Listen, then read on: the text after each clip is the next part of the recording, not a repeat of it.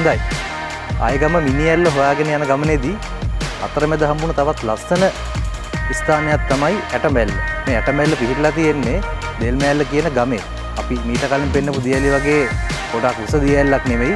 ඒකේ තියෙන විශේෂත්වය තමයි ගල් තලාව දිගේ වතුර පහළට ඇවිල්ලා ස්වභාවික ජල තටාකයක් මේක නිර්මාණය වෙලා තියෙනවා.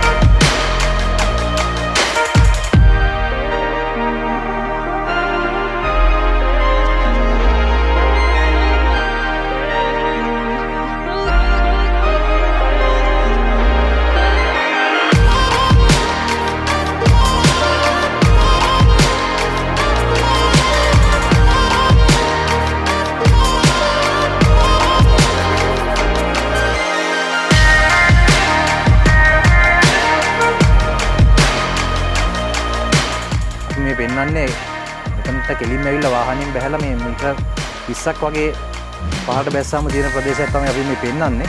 නමුත් මෙතනින් උඩට යන්න පුළුවන් ඇවිදගෙන. ඉතින් මෙතන කිසිම අවදානමක් තියෙන තැනක් නෙමෙයි. පවුලේ ඕන කෙනෙකුට ඇවිල්ලා මෙතන නාන්න පුළුවන්, විනෝද වෙන්න පුළුවන්.